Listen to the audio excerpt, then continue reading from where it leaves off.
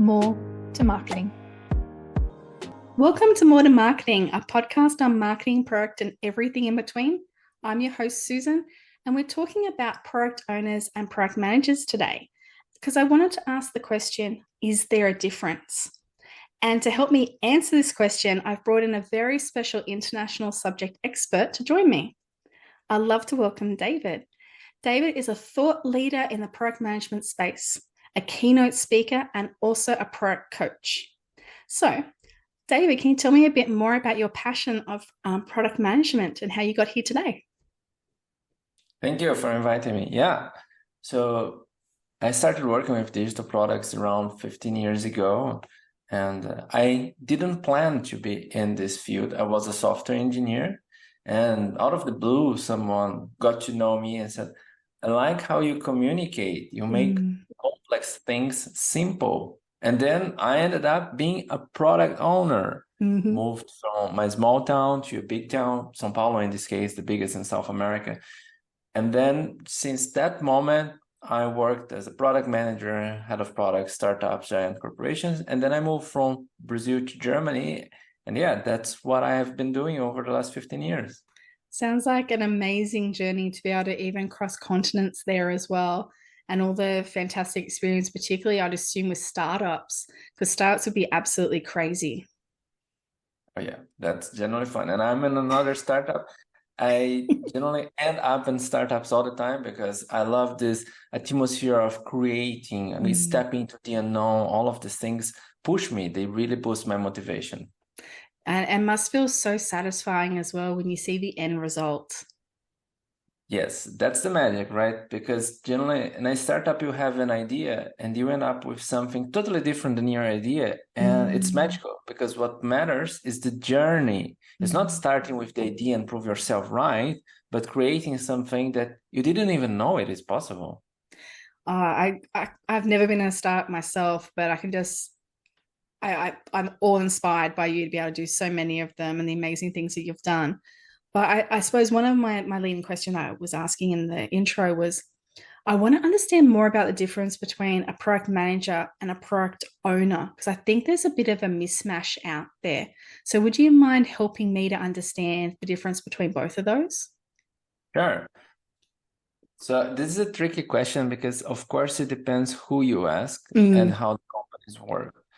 But I've been in multiple scenarios where the answers would vary, and I came up with mine, which is there's no difference. It should not be a difference. The product owner is a role inside Scrum. Now it's called an accountability, but it's something inside a framework. And product manager is the job itself.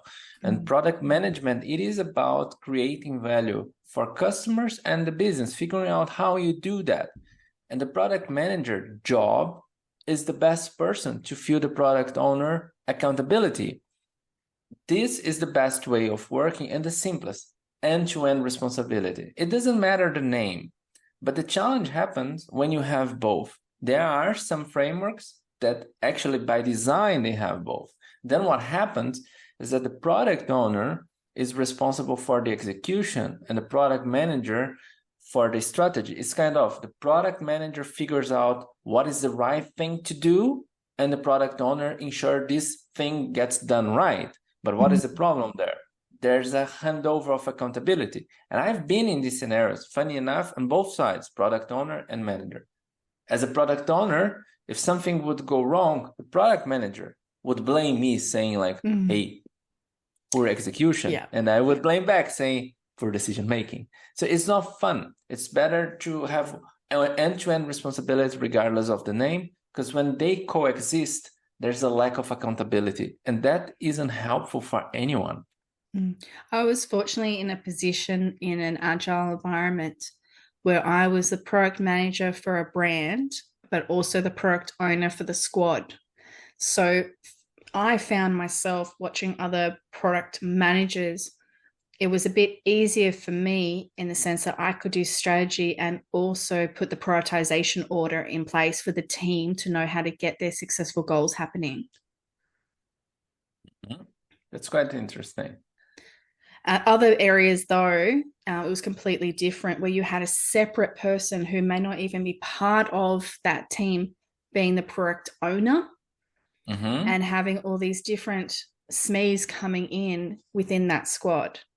So then they're literally separated and don't have, I believe it's not the right way to do it, because I don't think they'll have their heart in it.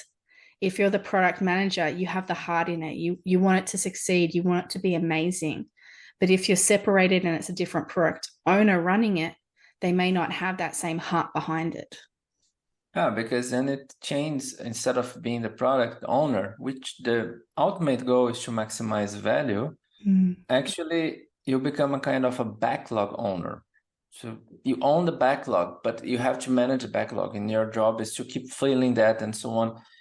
It's not fun anymore. So then it loses the magic and the motivation, right? Because you are not the one, like you are kind of uh, in a ride, but as a passenger, you are not the driver any longer. So you need to hope for the best. You hope that the driver knows And where. avoids a lot of those speed bumps too.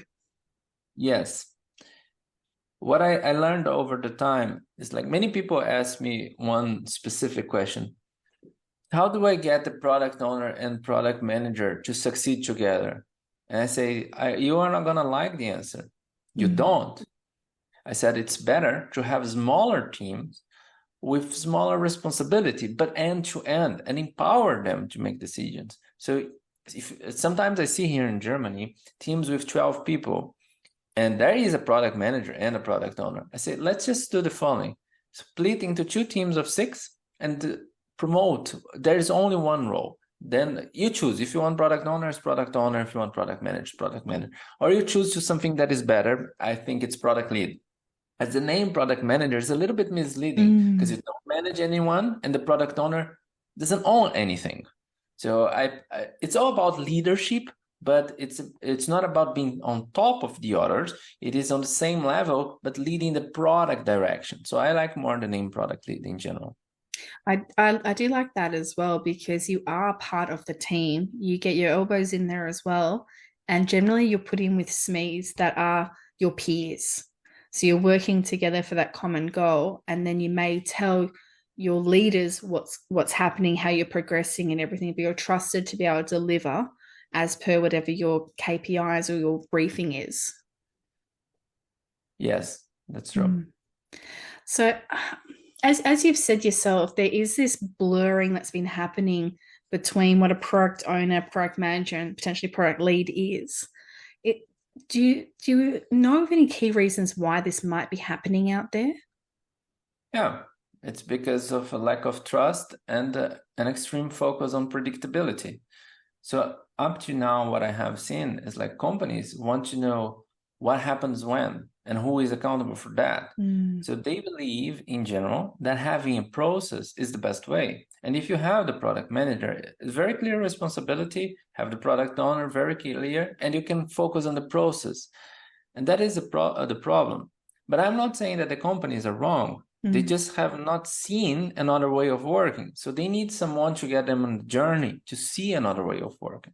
What I have seen over the years, like some people try coming to the company saying, this is wrong, this is wrong, this is wrong. And then there will be a resistance. It's a direct fight. They are not going to change anything. But if you have the patience to tell, what if we try something different? Maybe we try something different with one team, just for a quarter, and then we compare results. And if we like it, we scale that up. So it's someone willing to take the company in a journey, kind of instead of going to the top of the mountain and start shouting, hey, here is very beautiful, look at the sunshine, how it is. But they are in the bottom, and getting to the top is super hard. You go down and you meet them one step ahead and extend your hand and say, let's go together on this. I do love that. And I think a recent example for me on this one is the team that I manage. I'm introducing a few of the agile methodologies just to help my team and to give them some direction to assist in what we're doing together. So one of the things I've brought in is a tiny little thing. It's not a huge thing, but it's just daily stand-ups for 10, 15 minutes. where we literally just talk about what we're doing today, what we accomplished, what we're going to accomplish today. That's all we do. But talking to the team, the feedback's been, this has given me a sense of accomplishment for the day when I get that tick done. I feel like I'm part of the journey. I feel like I'm going with you somewhere. So, like you said, that small little piece can make a difference instead of just going in and going, we're doing agile. You're doing it this way only. Instead, I've just brought in the few little pieces I think makes sense for the team I have. That's cool. Yeah, that has been my approach after hitting the wall. I tried the other way already, so that's why. It's not that I didn't try. So I tried already implementing Scrum without knowing the why we needed to implement. And of course, caused more confusion because people didn't know why we were doing that. And my last attempts were different. Actually, we started doing Scrum without saying we are doing Scrum. Started very similar. Like, what is the most beneficial right now? Yeah. One of the things was organizing what we are going to achieve for the next 2 weeks. And said, let's sit down and say, what can we do for the next 2 weeks? Let's set a goal for the week. And then the team, oh, that's cool. Let's set a goal. And then we said, let's go from there. The team, oh, that's cool. And then said, by the end of the week, what about we just check what happened and how satisfied we are, what have we achieved? And then we discuss how we can do differently. And team, yeah, that sounds cool. And then in the end, we were actually doing Scrum, but it took a while. What I see the difference is when you start kind of evangelizing and say, this is what we do and so on, the team doesn't understand because that's not what I need. So companies do push, like, what is the process? How do we ensure? And I say, you simply don't ensure. If you do it correctly, it is about the learning. It's how you improve as a team. And I generally say, like, let's deal with the problems we do have, that they are standing in front of us, and let's leave it out of the what ifs now, because the future problems, they may not even exist. So let's just not talk about them right now. Let's focus one step after the other. Definitely. And that's all about prioritization, isn't it? Doing like the Pareto rule, the 80-20, focus on where you know you've got issues that you can see it, you know where the major hits are going to be. And then once that's done, that's what the backlog is for. Correct. I think one of the things that I've noticed, and I don't know if you have, but I think it's important to keep a bit of a separation when it comes to the different types of roles. So for me, one of the questions that I really wanted to ask you, because I know you're a subject expert here, and it's not usually like me to keep questioning, but do you believe it's important to keep them separated? I know you said you don't, but is there really that middle ground for that product lead for everyone to start considering? In terms of separation, I think there is a balance between future and present. This needs to happen. And I say, like, when the team fully focus on the present, meaning that all that matters is delivering features, the result is very simple. Everyone is creating results and we are delivering features, but somebody else is building the future because we are not looking at that. And there's the other extreme. When everyone focuses on the future and not building anything for the present, then someone else is building the present. And then we are just imagining the future. The beauty happens when we balance, because then we can explore the future while building the present. So we prepare for that. And to make that happen, there is a dual track agile. I call it, there's an ambiguity. We need to look in the future, at the future and present. And what I like doing is what Teresa Torres recommends. So having continuous discovery habits, for example, and set a trio, for example, product manager, UX designer, and a software engineer, or whoever is necessary. And these people start working maybe 3 days a week, looking into the future, doing experiments and so on, saying what makes sense, what doesn't make sense. And when you find something that makes sense, you come together with the team and see, let's pursue that. So there is this differentiation. And sometimes when there are product managers and product owners, the product manager will be the one in the future and the product owner in the present. It's not easy to work this way because it's unnatural to most people. Because the truth is, as humans, we like predictability. We hate the unknown. So we like to know what is going to happen when. So if we are always stepping to the unknown, forcing ourselves, it means that we need to remain with an open-minded, trying to uncover what we don't know, because the truth is very hard. We don't know what we don't know. Exactly. And how do you approach then all these startups that you've worked on to get through that unknown? What's your secret sauce there? Ask questions. So generally, someone in the startups, I call it like it's a rich source of ideas. Everyone has many ideas all the time. And then they come very excited about the idea. And most of the time, they would like to implement something. I'll give you an example. The other day, someone came to me and said, our solution for this is a chatbot. Look, there's ChatGPT, everything magic happening. Imagine we put that in our product and then that's it. Chatbot, everyone's going to use it. It's going to rock it. So let's build it. And I say, hold on. Mm-hmm. How do you know it's going to work? Which evidence do you have supporting that? Mm-hmm. You came up with this idea. What happened when that clicked in your mind?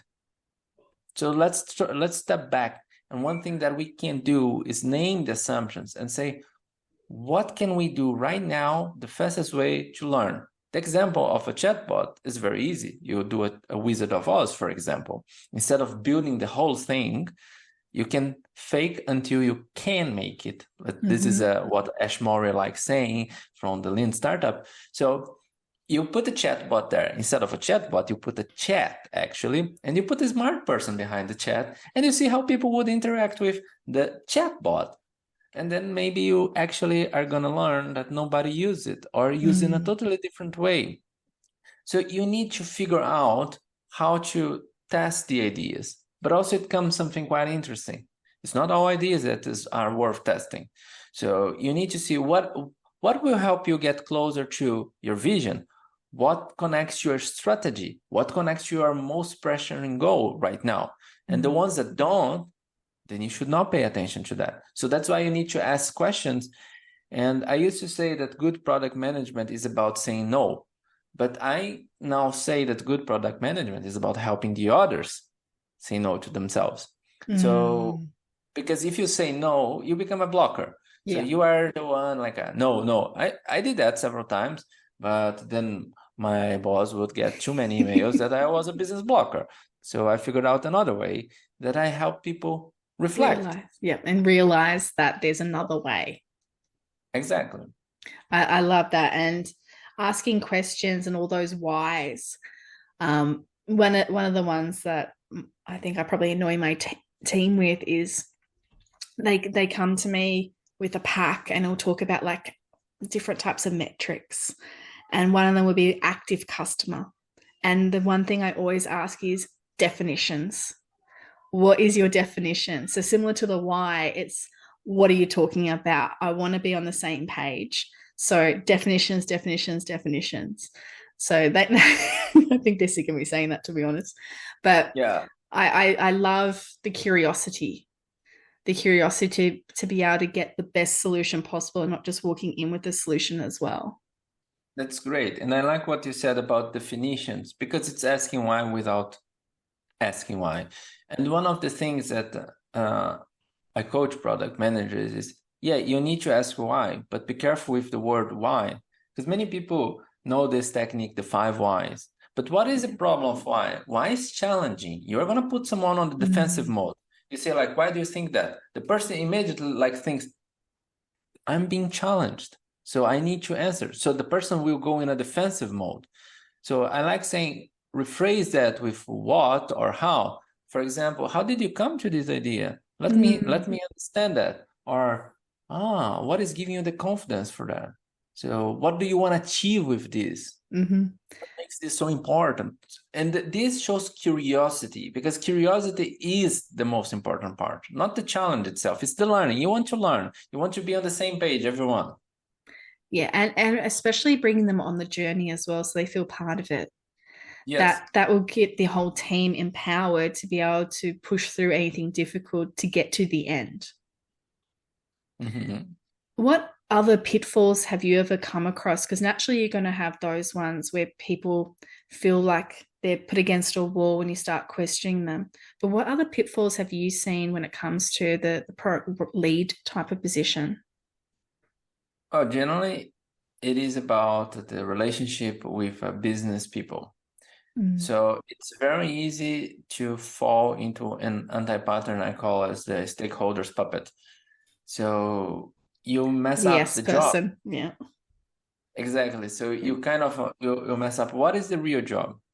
Because, for example, when I started my product owner career, I remember my friends asking me, "What do you do?" I had a hard time explaining that, and I found my definition by saying, I bridge communication between business and tech. And I found that very nice because I could talk to both sides. What I didn't realize was I focused on the wants of business people while ignoring the needs from customers. The hard way, we all learned that actually we created solutions that nobody needed. And sometimes actually such solutions cause problems instead of creating value. So this is one of the biggest pitfall is collaboration. So collaborating with business people to become partners, because when I generally say is stakeholders, business people, they are not your enemies. They are also not your customers. So you need to be careful, unless you have an internal product, which is different, like to establish partnerships with them, because it's very unlikely that a product lead, product manager, whatever the name, will have all the required knowledge to create value. As if you look at let's take an e-commerce, for example, you have so many things there. There would be operations, finance, accounting, legal aspects. The product manager won't know everything, but then you partner with the others to create value together. And it's not about pleasing them, it's about going toward the same direction. 100%. And I think it's one of the things that's lacking is some of that relationship building or not knowing who to build a relationship with, particularly if you're building a team from scratch for the first time or just first being introduced to the role. Finding out who the right people in the zoo is critical for success. Yes. Now, I've had my own ups and downs on that one as well. I learned very fast. I don't tell people what to do. I bring them on the journey. Don't listen to that manager that tells you to tell people what to do. Do it your way and be empathetic. Don't just trust that they're right. I learned that the hard way. I know you love product management. You're writing a book right now, which I'm super excited to see in the near future. But what excites you most about product management? About the possibility of making the lives of someone better than what it is. So I think the result of product management is making the road that you are in a little bit better. So it's quite exciting about creating the new, reimagining the future, striving something. So I like this journey exactly. Remember, for example, when I joined one of the startups in Brazil, selling second-hand cars in Brazil is complicated. There are frauds, it's bureaucratic, and you can be scammed. So it's quite hard. Then the startup had the idea of, let's make it simple. Let's remove all the bureaucracy. And the value proposition was, we sell your car in 1 hour. You come to us, we inspect, and then we put in an auction platform, and car dealers all over Brazil can compete for that. So it was a triple win situation. Wow. Because also car dealers struggle to find cars they would like to buy. And we started changing how the second-hand car market in Brazil took place. I remember when I joined, the company would sell would make 6 deals a month.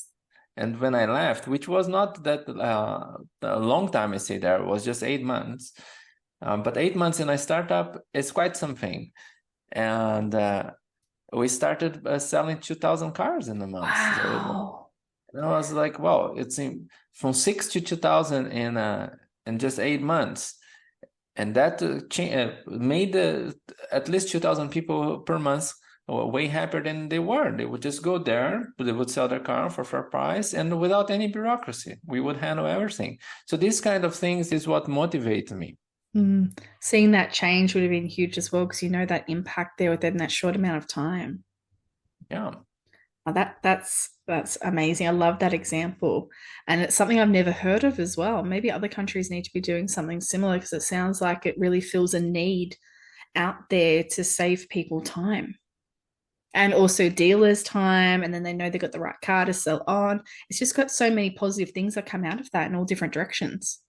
Yeah. And for example, here in Germany, I wanted to sell my car. So I went through all of this. I put in a web portal there, and I got some offers, but then I need to negotiate with the person. It cost me a lot of time. I said, okay, it's not working. So I'm going to drive to a car dealer.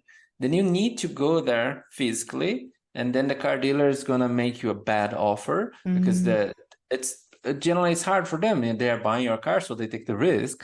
Then I went to another car dealer and I said, this one gave me already this offer. Then I said, okay, I can make you a little bit better.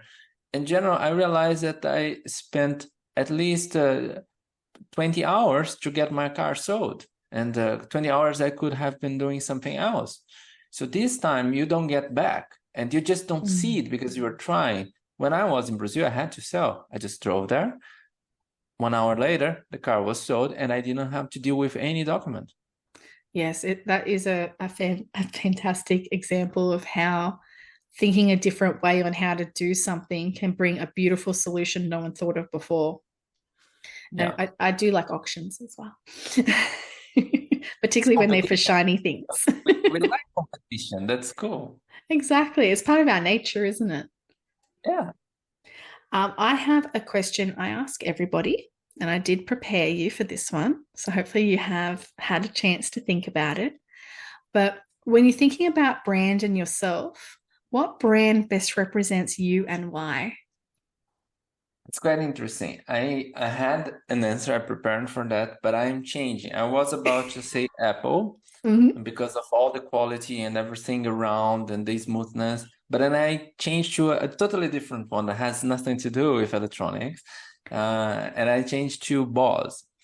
And it's funny because I used to hate the word Bose, and because I didn't like that. But the reason I like the brand Bose is because once it's high quality and so on, but there's one thing: be the boss of your life. And I have always been thinking like this when I worked for a company, and I didn't do any consulting in the past. I would just work for a company. I would say that the company is my biggest client, but as of now, I just have one. And I would always consider myself as my own boss, and I was there to learn. And I never I was never afraid of speaking my mind to anyone who was in the room. Doesn't matter if it's a C-level or whoever it is, because I always thought we are all people, and of course I'm going to respect, and I know that there are hierarchies, but I always treated myself as the boss of my own life. Yeah. And I like the brand because of this authenticity. And being authentic, be yourself, and be your own boss. Don't let the others tell you what to do. You should be the one driving. And if you accept someone telling you what to do, it's because you accepted that. So don't complain. You accept it. I love that. I love you went on a journey for this as well to find what really fitted into you and examples that really resonate with you as well. So I think that's a really good brand example for you. Well, thank you for sharing that. Is there any other final thoughts that you'd love to share with us about product management, and in particular anything maybe about technology you'd like to end with? Sure. Generally, I like telling people, don't focus on the process, focus on the learning. Because what I see happening quite often, many people ask me, what is the best framework to work with? What are the top-notch techniques of product management? I say it doesn't matter, because all places you go are different. What is important is to have the ability of recognizing what you can do in your situation. And think about this thing you can do today for a better tomorrow. Start small. think on gradual increments, because these are the things that are going to move the needle. And that's what I recommend people. Go on a journey, go on a place and accept there's no single place on earth that will be it's like perfect for product management, but there are many places with opportunities. Enjoy the journey. I love that. I love that so much. And you've shared so much with us as well today, David. I'm so thankful. First off, don't think about product owners and product managers as different people. They can be what's called maybe a product lead, maybe out there, something different where it could be a hybrid and the best of both worlds coming together. And utilizing and empowering smaller teams so that they can actually achieve more goals. Don't be afraid to ask questions. And just if you're a bit worried about your audience, just reposition that question of why to something that's more inviting for them to answer in an open way.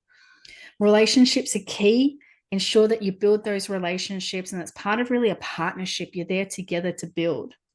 And when you do start, you don't be afraid to start small, because it will grow and grow, and everything's a journey to where it might end up one day with a fantastic new product on the market. So thank you again, David. I really appreciated your time. And everyone else, don't forget to follow More2Marketing for more fantastic guests on these podcasts. More to Marketing.